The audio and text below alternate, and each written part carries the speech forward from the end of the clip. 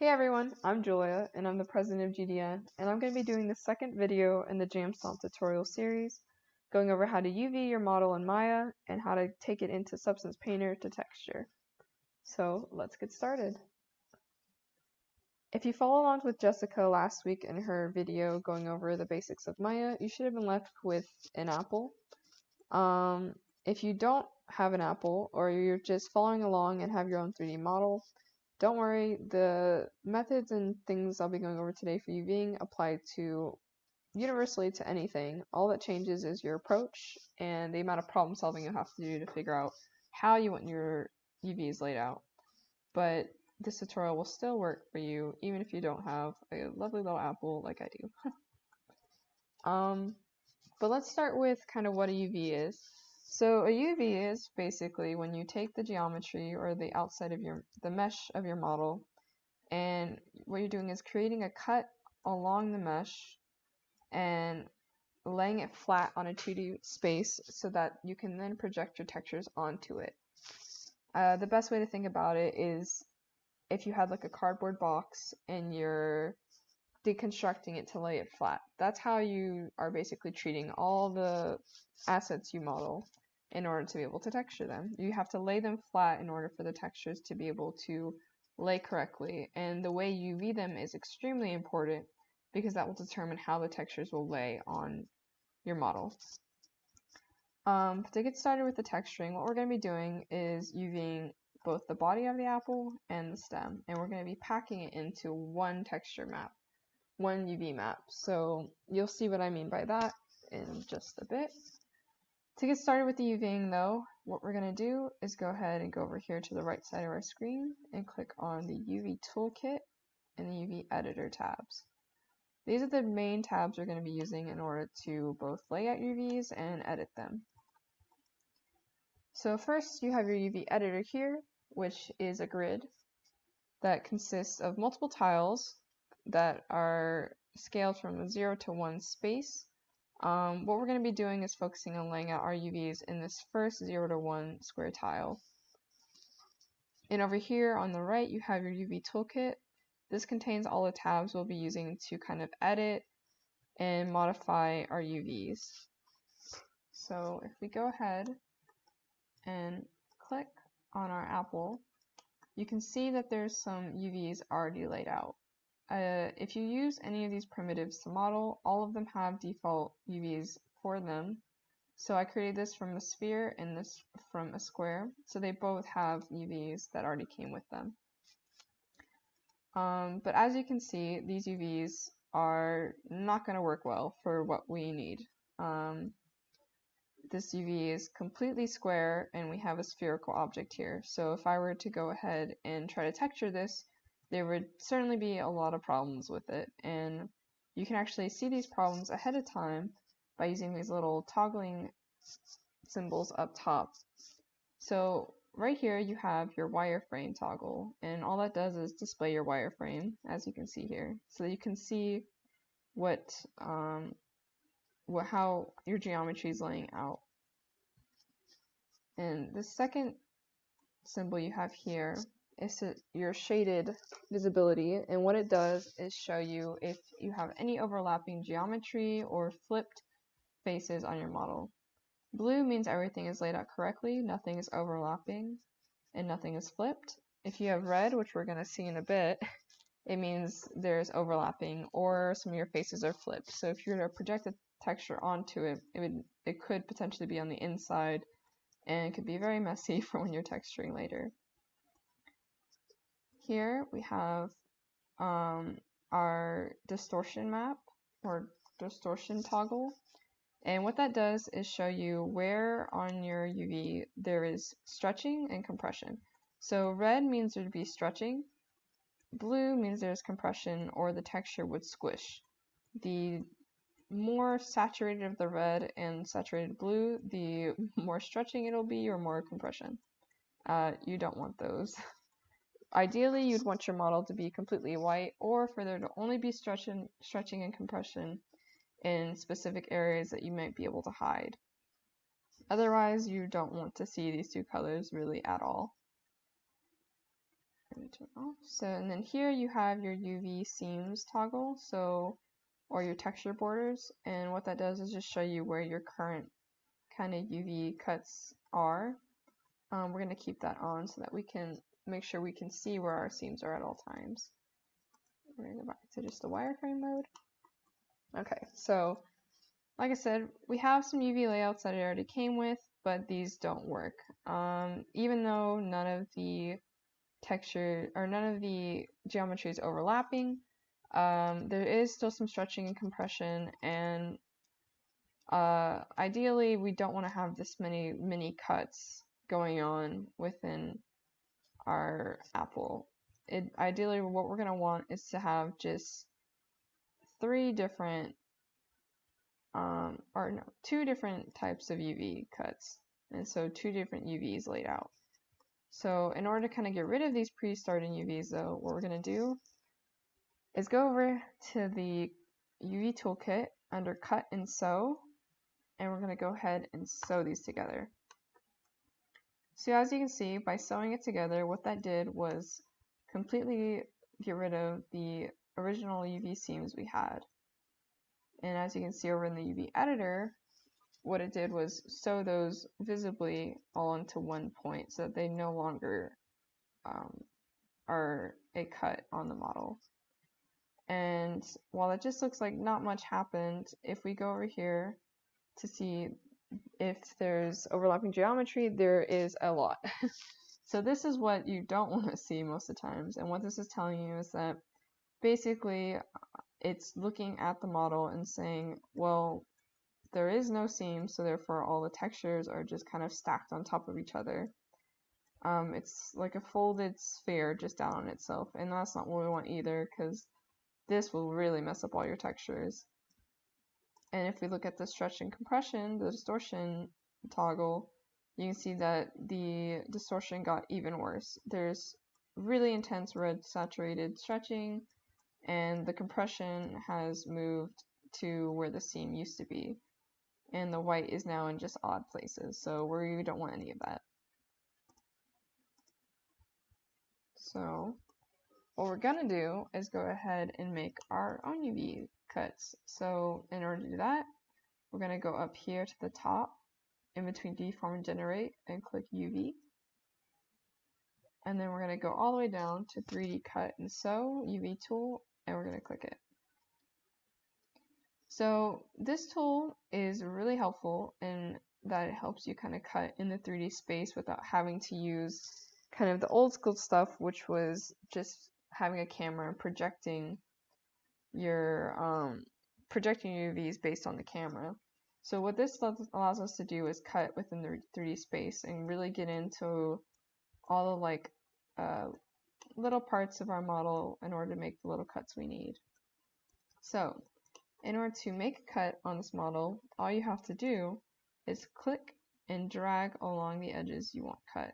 And as you can see, as I'm dragging, it's creating cuts for me.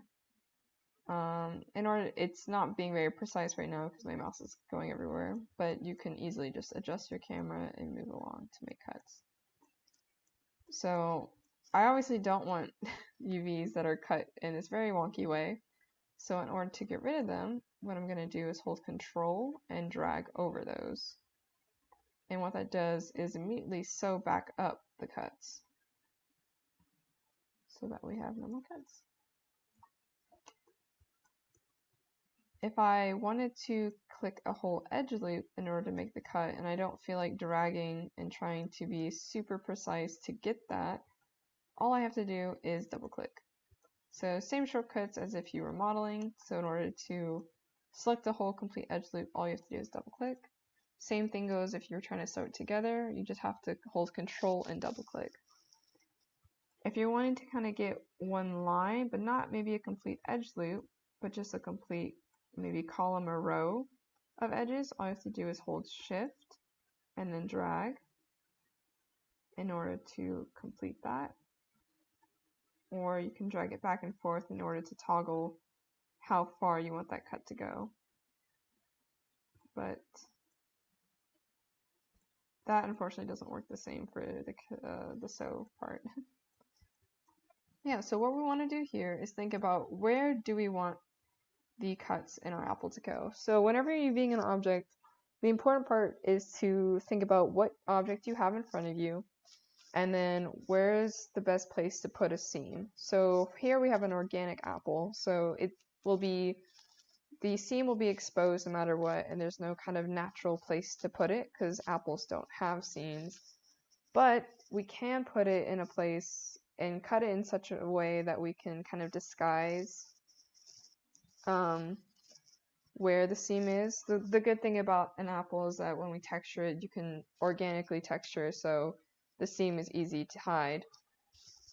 But if you were doing like a hard surface object, you could easily hide the seam because there's edges, hard edges to kind of hide it on. But here we're gonna go ahead and maybe put like an edge loop here, so double click there. And then let's say we wanted to just make one more cut, we'll just double click here. So we have kind of two different UVs that we're going to get when we unfold this. And we can check with the visibility to make sure that they work for what we need. So what we're going to go ahead and do is we're going to go over here to the unfold tool, and we are going to go ahead, so before that, we're going to go ahead and exit the tool. So if you go and right click on your mouse and hold it, you'll be able to open up the settings for the tool. And within the tool settings, you can have components. So this is if you want to be clicking something else to cut besides edges. Then you have your symmetry if you want to be adding or cutting UVs symmetrically. You have your sew UVs, your cut UVs, your steady stroke, and your exit tool. So what we're going to do is exit the tool so that we can click the object again. So we're going to go ahead and right click again, but now you can see our interface change, and we're going to go to object mode. And with object mode, what we're going to do is make sure we have our apple body selected, and we're going to go to unfold. And as you can see, that gave us a totally different UV from what the general primitive gave us. So as you can see, this one's round because it adheres to the shape of the model, unlike the primitive where it was square and flat because it had been just completely flattened and forcefully flattened. So we have, if you right click and go to your UV shell, you'll be able to click on the actual UVs now that they're separated. So we have the big body UV of the apple, and then we have the little top part where the stem is. So I want to rotate this so that it's not sideways. And these are the same kind of shortcuts as your 3D space. So just W to move it around, E to rotate, R to scale. Take this. Alright. So we want to go ahead and see where these good UVs to cut. So we're going to go to here in the blue. So no overlapping geometry.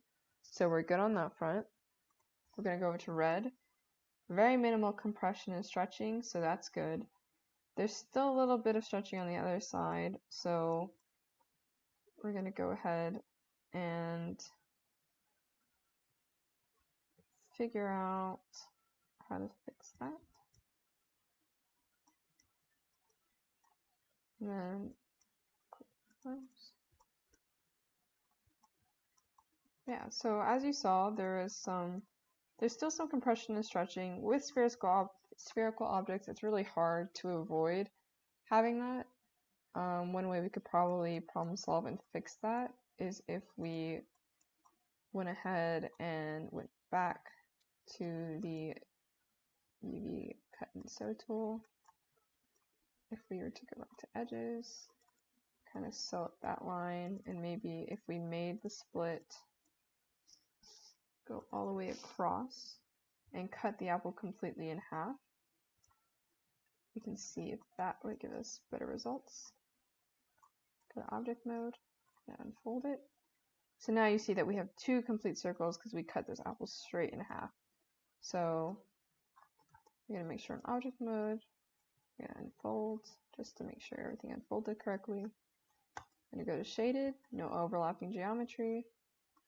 We're going to compression fold. So now we have stretching and compression still, because like I said, with spherical objects it's really hard to avoid stuff like that without making just multiple cuts. But they're in places that we can kind of deal with in disguise. So all in all, that's not too bad of a problem to have. So we're going to go ahead and move on to the stem after we kind of lay these out. So the next step after you've kind of UV'd and cut where you wanted your seams to be on your object, the next part that comes up is laying out your UVs. So in order to lay out your UVs, you want to go to UV shell by right-clicking in UV editor and going to shell. And you want to arrange the UVs so that they are fitted nice and evenly or tightly within the 0 to 1 space, but not touching each other or not touching the borders of the tile. A big reason why you don't want the UVs kind of bumped up right next to each other is because when you go to texture them, if I'm trying to get to this kind of corner right here that's overlapping piece, I won't be able to, or there might be some wonky texturing going on where I'm putting something right here, but I want to hit this UV, but it keeps bumping into this one. So you want to make sure UVs aren't touching. Okay. And whenever you scale UVs, so since this object is just one object on its own, if I scale these, I want to make sure I scale it together, so that way I don't end up with one half of the apple that's larger and captures more texture detail than the other half of the apple. It'll also help for if I am texturing along the borders, it'll help from there being any like scaling problems. So we want to make sure any scaling we do, we scale together. So we're not going to lay them out perfectly right now because we still have to lay out the stem, but this, oh, those are too big. Okay, this will do for now. Whenever you have a more complex object, there's actually layout tools for you already built into the UV toolkit that you can kind of mess around with. Since we have a very simple object, there's really no reason to not just hand lay it out. But if you had like a machine part that had multiple parts, sometimes it's worth it to just kind of go in and go to like arrange and layout and just mess around with the layout settings in order to be able to kind of get a good baseline for your layout instead of moving each piece one by one. But since our object's so simple, laying it out by hand is no problem. So now that we have our apple UVs, what we want to do is UV our stem. So again, the stem was made with a square, so it has these pre-made UVs, but these are not really good either, just in terms of like where we're going to be wanting to texture it. Even though it has good distortion, since there's no kind of compression or stretching, and no overlapping geometry, just based on how we're going to want to be texturing this stem, I don't want there to be these random seams just kind of patched around it. We want it to be flowing nicely and make sense. So we're going to go ahead and reset these UVs as well by doing the same method where we go over here to sew, go back up to UV, make sure object's clicked, UV, 3D cut and sew tool, and we're going to go ahead and let's see, we'll go ahead and cut this like this, and we'll kind of cut this little square off so that it opens up like a flap. And then I'll exit the tool, and just to show, we won't need that piece, so we're going to go ahead and do that. There. So we're going to go ahead and unfold this, Okay, so this is an error that can come up if you kind of have some weird geometry going on. So what this error is telling me is that there's non-manifold geometry, which means it wouldn't be able to unfold properly because it's not attached properly. So we're gonna go ahead and just fix that. So, very weird layout. What we're gonna go ahead and do is check no overlapping, some compression and stretching, but that's okay. It's a kind of an ugly V, so we're gonna go ahead and just sew that back together. Go back here, edges. We're gonna try a different method where we cut this instead. And we'll add one cut here. And that should be good. And exit the tool. Right here. Unfold it. Sweet. So now we have better laid out UVs for our stem. We're going to go ahead and arrange these real quick, just so that they're a little more organized. And we're going to take these and move them out of the way, because what we're going to do next here is go ahead and put these two on the same UV map. So as you can see right now, when I click them alone, only their UVs pop up. I have to have them kind of grouped or combined in some way in order for them to share a UV map. So a couple ways you can do this is by hitting spacebar, going over to mesh, and clicking combine. And in doing that, you have combined the meshes together, so now they are combined in the UV map as well. And with this, what we can do now is take our UV shells and now pack them together. So whenever you have objects, again, this comes more with, this approach will change depending on how complex your model is, or what you're trying to do, or the limits of whatever kind of engine you're going into or whatnot. Here we're going to pack both of these onto the same one because this is all the same asset, so they should be on the same UV layout in order to optimize space, because you don't want to have one small itty bitty texture or stem have its own UV layout and then the body of the apple. So commonly you'll pack together an object that has an object that is the same can just be packed on in one UV unless it's something more complex. So if you were doing something like a gun, you might pack the handle on its own UV layout and then the actual barrel or like gun part, metal part of it onto a different one, if you were wanting to separate those materials, or if you're doing like a robot that had multiple pieces. But here we're just going to pack this onto one. So whenever you're laying out UVs, you want to be able to, like I pointed out earlier, one, not touch the borders, not touch each other's layouts or UVs, but you also want to make sure you're optimizing space as much as you can. So as you can see, the UV layouts for the apples, the body of the apple can't get any larger, so I can't really optimize. I've optimized it to as far as it can go for now. But the stem here is super small still, and there's still so much space. So what we're going to do is enlarge that. That might be a little too large, actually. We're going to enlarge that, move this over here, and maybe rotate this way. Just figuring out ways that you can kind of fit things in the same space.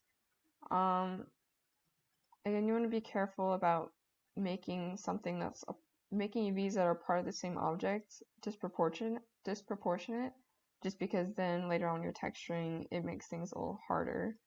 Like if I make this part really big and fitted it over here, for instance, It uses up the space really nicely, but it could cause a problem since these are a part of the same object, that if I have a texture running from here off towards the tip of the stem, it might look a little off or be a little more pixelated on the stem and not on here, just because the sizes aren't the same. So you want to be able to make use of UV space, but also be conscious of how you are rotating things and how you are arranging things. Yeah,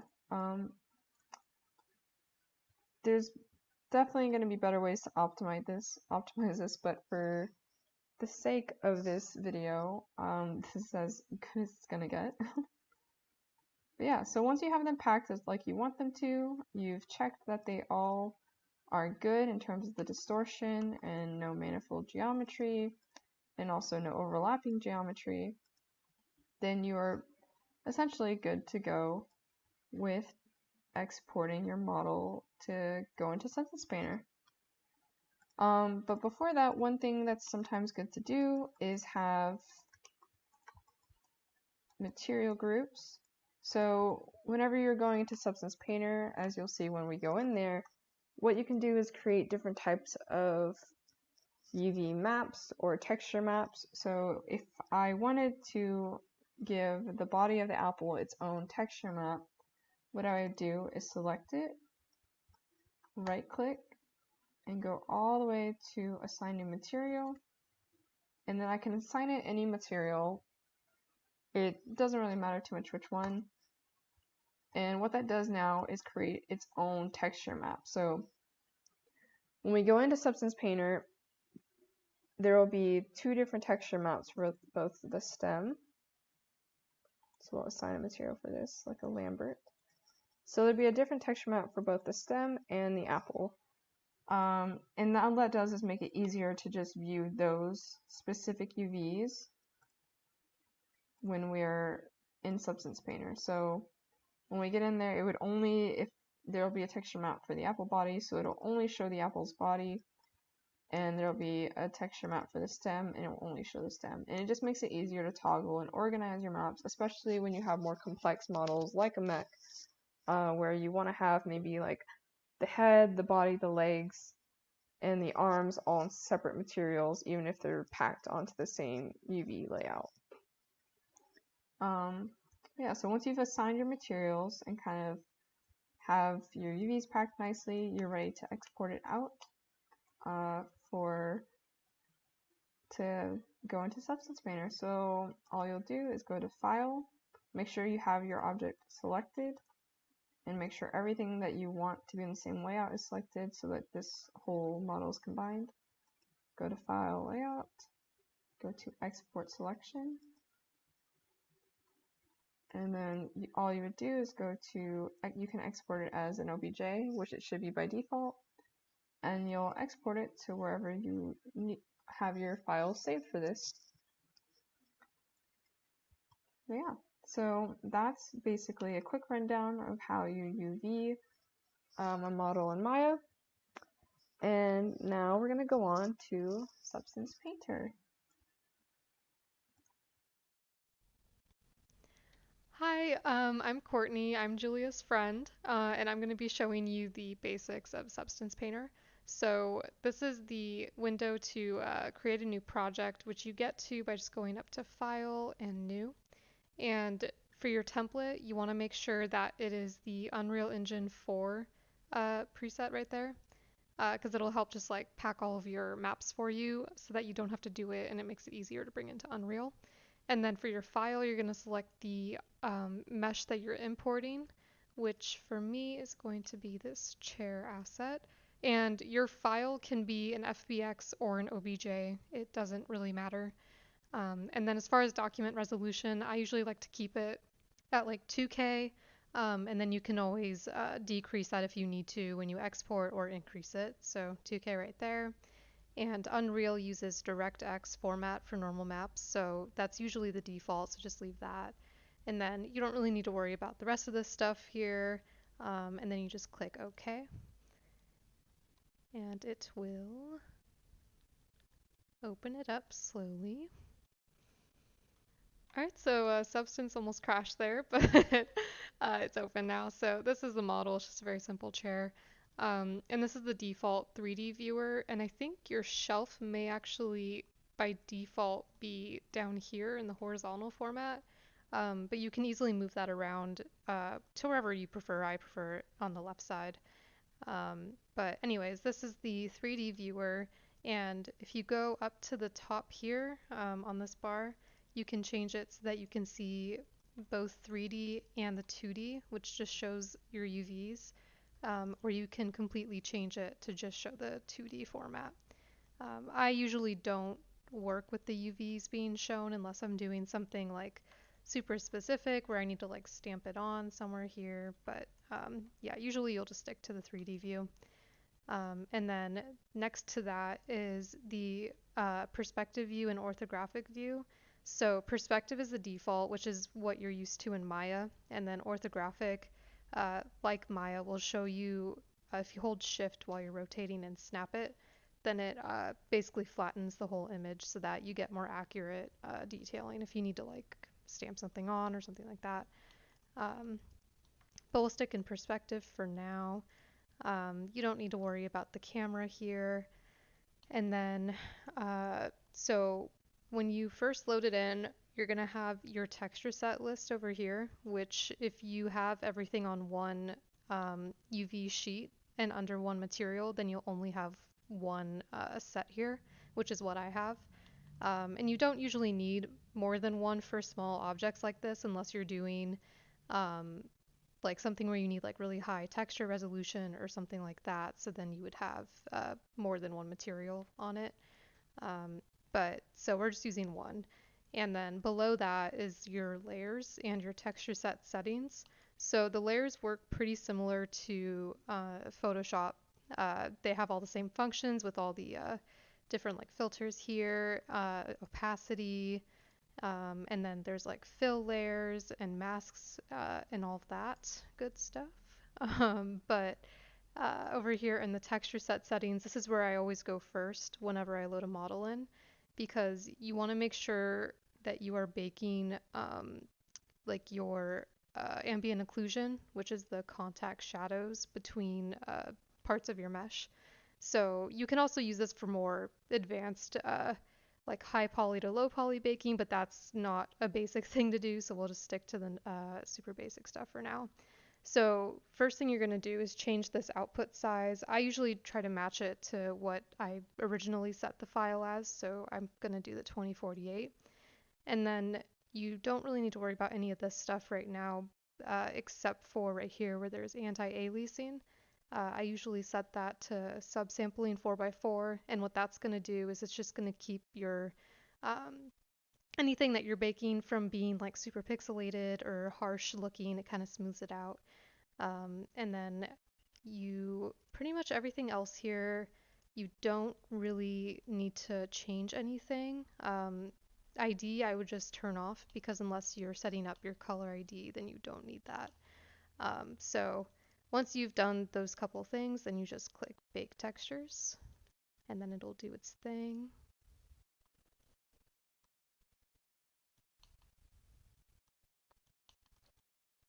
And you can see it in real time as it's happening too, which is nice because you can see if you have any issues with your mesh as it's baking.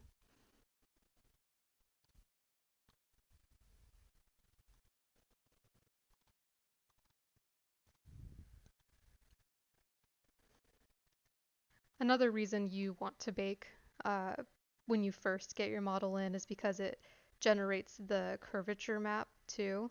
And you can use these functions they have called generators that help just throw on kind of textures according to like the curves of your geometry and where your edges are.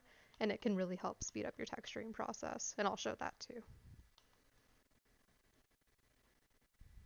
All right, so it finished baking, and you can see all those maps here now that were generated from that. So we're going to go back to layers.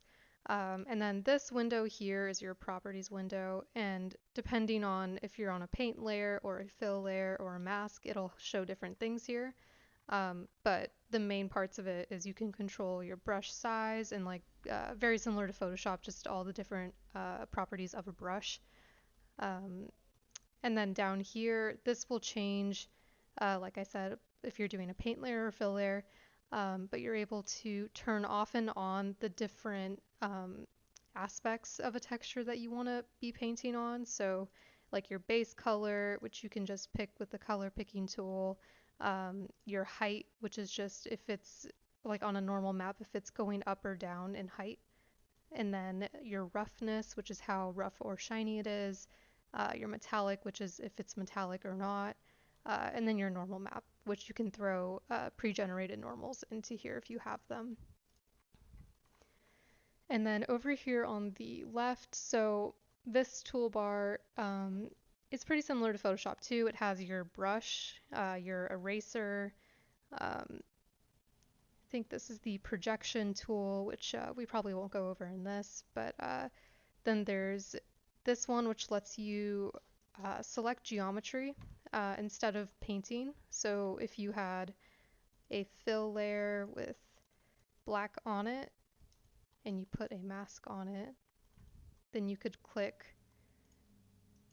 that square and it would only apply it to that piece of your geometry. So it's taking into account what edges you have there. Let's get rid of that. And then there's a smudge tool, very similar to Photoshop too, and then a clone tool. Um, so that's all the basic functions over there. And then you have your shelf, which has all these different options here. So your alphas, Substance comes with a bunch of alphas already, but you can import your own and you can use them as stencils and literally like stencil on a design to your mesh, or you can use them as a uh, brush alpha, so it can just be the shape of your brush as you paint. And then they also have grunges, which are pretty useful for roughness maps or metallic maps to just get some variation really quickly. Same thing with procedurals. They work a little different. You don't usually touch these very much unless you're in Substance Designer. I don't usually use these. And then you have your textures where you can import your own texture maps if you have them for some reason, which you can import by pressing this button right here. And you would just click add resources and pick, I don't have any to show right here, but you would just click whatever textures it is and you would click open. But it's not going to show up because it's not a texture map, but you would basically just define what that is and it'll be a texture, and then you import it to your shelf and then it would import it and show it right there. And then hard surfaces, so these are normal map stamps that you can stamp anywhere onto your mesh. Skin is, you're not going to be using skin much. And then there's filters.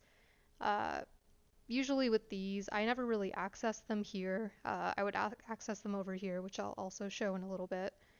And then you have your brushes tab, which shows all the different brushes that Substance has, and very similar to Photoshop. As you can see, there's actually Photoshop brushes.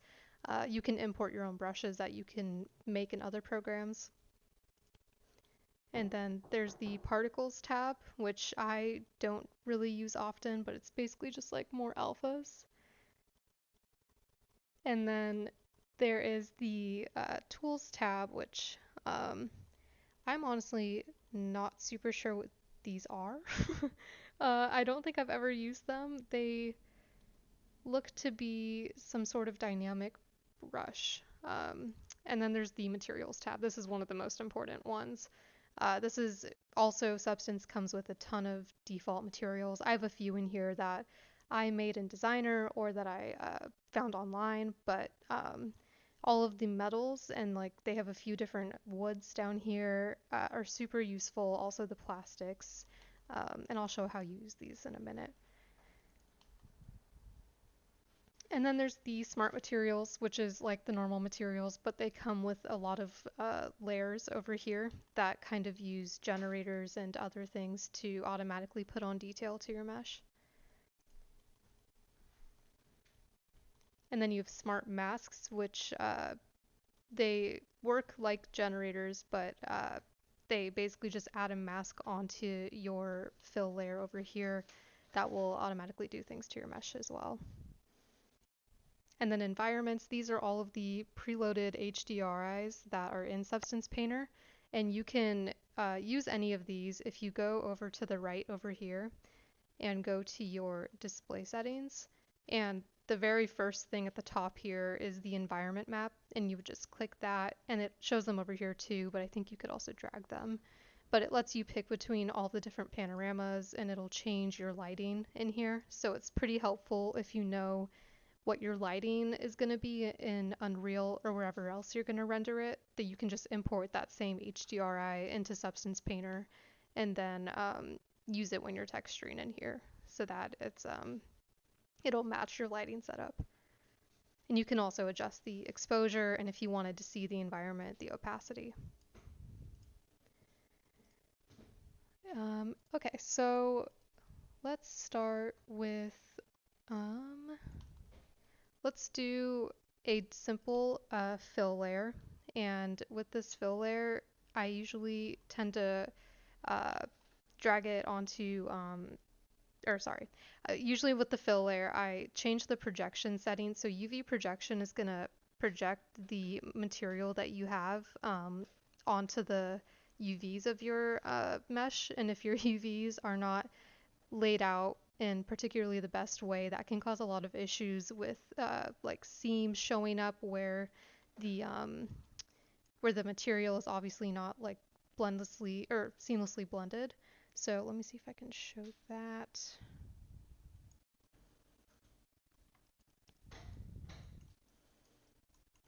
Um, all right, well, I got lucky because my UVs are actually pretty good on this one, but usually there would be some pretty bad seams that you just get sometimes because it's hard to get seamless UVs a lot of the time. But triplanar is usually what you're going to go for when you're texturing like pretty complex stuff. But once you do triplanar, which means that it's projecting this texture from 3 different planes so that it usually will cover it seamlessly. You can adjust the scale of it, which you almost always need to play with because Substance tends to make the scale way too big.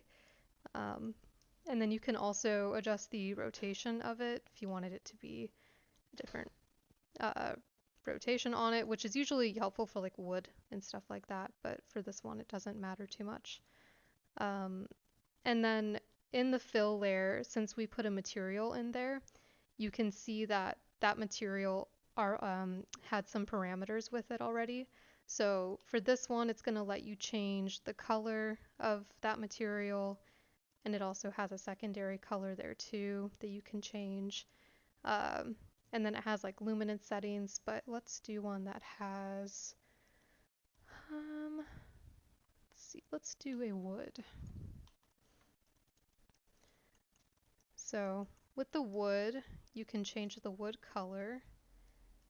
We can do maybe a nice dark wood. And then you can also change the wood's roughness, and the way that you can like rotate the light around your object so it's easier to see is by holding shift and right click and then rotating by just dragging. So that'll help you see the roughness on your selected object. So if you get the right kind of angle, you can see it's pretty shiny right now. But if we bump this up, then it'll get pretty dull and flat looking. So just keep that in mind when you're texturing to always be checking your roughness because that can change the overall look of your material a lot. And then for this one, it also has these extra options, but we won't mess with that for now. But then usually once I get a base material on an object, I'll add a mask to it. And for this one, since we're just going to keep it on the whole thing, I'll add a white mask, which you do by just clicking, you right click it, the layer, and then do add white mask. And that'll apply it to the whole thing. And the easiest way that I've found to add on generators, which quickly will help add a lot of detail to your model, is take this fill hold on. I just realized we don't even need this. Can clear that mask. I usually will create a folder and put that fill layer into that folder. So once you have this fill layer, we're going to try and add some dirt onto it. That'll mainly gather in like these crevices where the meshes make contact to each other. So the easiest way to do that is create another fill layer. And all you need for this one, since it's dirt, is probably just color and roughness. So we'll make the color just some kind of dark brown, kind of gross looking. And then we'll make it a lot rougher since it'll help take away from the rough or the shininess of the wood. Um, and then you will add a black mask to that layer, and from that black mask you will right click on it and then add a generator. And there's a lot of different generators that Substance has. The ones that I use most are the ambient occlusion mask, which will just apply your fill layer to the ambient occlusion parts of the mesh. And then there's curvature, which will apply it to all of the curves of your mesh. And then dirt and metal edge wear are the other two that I use the most. And dirt works a lot like the ambient occlusion one, but it has like more alphas to it that make it look more like dirt.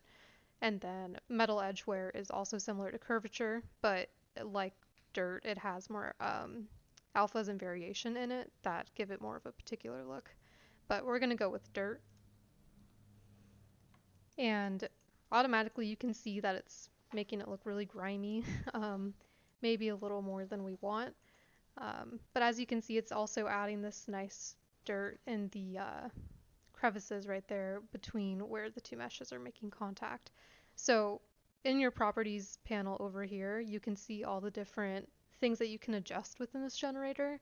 So dirt level is obviously going to make it look more or less dirty.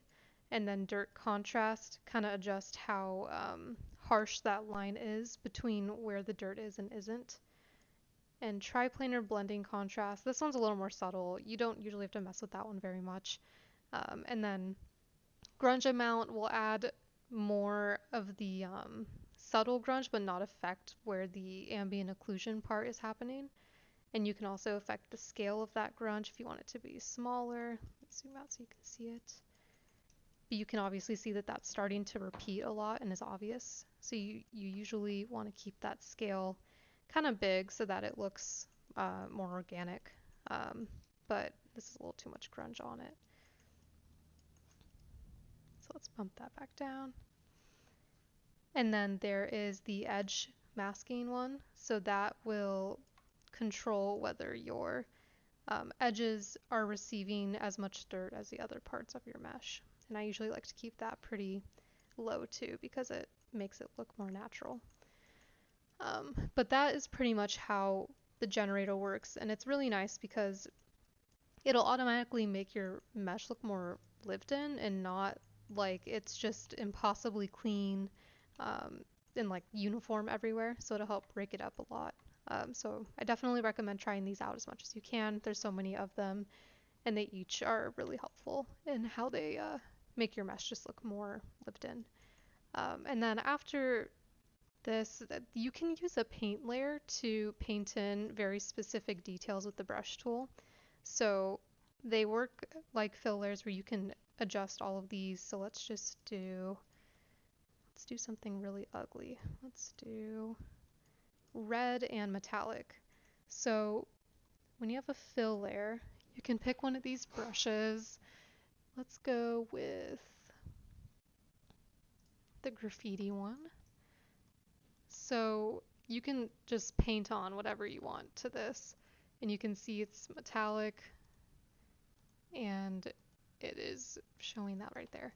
So this is an easy way to add on very specific details that you may want on your mesh, but the normal layers kind of are not the best way to go because as soon as it's on there, you can't really adjust it anymore.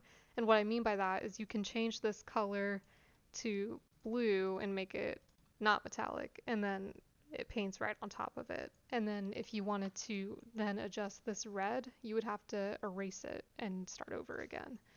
So this is why I like to use fill layers instead of normal layers. So if you create a new fill layer, and let's do the same things, let's do red and make it fully metallic. Um, so you can see that it's doing it to the whole mesh, but if you right click it and add a black mask, then you can do the same thing, pick the same brush when you're clicked onto the mask part of the layer, and make sure it's on the white channel, not the black one. And then you can just paint that same detail on with the fill layer. And the reason why this is better is because you can go back into the fill part of the layer, and then if you wanted this to be blue and not metallic, then you can easily do that. And you wouldn't have to go back and redo it all over again. And it's really a lot quicker. If you wanted to add height to it, you could even do that. It just makes it a way less destructive workflow and allows you to change things later if you need to without having to redo a lot of work that may have taken a long time. So that's why when I'm painting, I usually always try to use fill layers. The only reason you would ever use a normal layer is if you are importing like a logo or something online that has multiple colors and you just want to stamp it onto a mesh. That's the real only reason that I can think of that I would use a normal layer. So just mainly try to stick to fill layers. And besides that, I think that that's pretty much all of the basics of Substance Painter. There's definitely a lot more you can go into and a lot more functionality behind it, but knowing these few things will really help you start to learn the workflow and come out with some really cool looking assets. Um, and once you have done all of this, if you want to export your textures, you go right back up to where you created the new file and you click Export Textures, and it'll come up with this window. And you just pick where you want it to export to. So it'll just open up this for your computer. I'll put mine onto my desktop. And then it has your output template, which you picked when you created the file. But if you wanted to change it, you could change it here. And then your file type. I usually go for PNGs or Targas.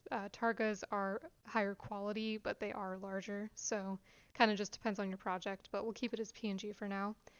And then you can change the size of your textures too. So if you wanted to export it lower than what you originally had at 1K, you can do that. If you wanted it to be higher, you could do 4K. Don't ever do 8K. You're not going to need that. But we'll stick with 2K for now. And as far as the padding, this just changes how Substance Painter fills in the areas between your UVs on your UV sheet with whatever is in your maps. So Dilation Infinite will kind of just explode whatever you had in each UV into the space around it. Um, and I don't really like that because it makes it really hard to edit later in Photoshop if you needed to. So I usually do dilation plus diffusion, and that just extends whatever you had, like a few pixels, which you can adjust here, outside of your UV shell. And it makes it look a lot cleaner and is a lot easier to edit later. And once you have all of that, and make sure your export shader parameters is not clicked, because that just exports stuff you don't need, you just click export and it'll export everything to where your output directory was, and then you can just bring those files into Unreal and set it up with your mesh there to render. And I think that's about everything. So I hope this was helpful for learning Substance Painter. And there's definitely a lot of tutorials online that can show you a lot more advanced stuff, but this is a really good way to start. So thank you for watching, and I hope this helped.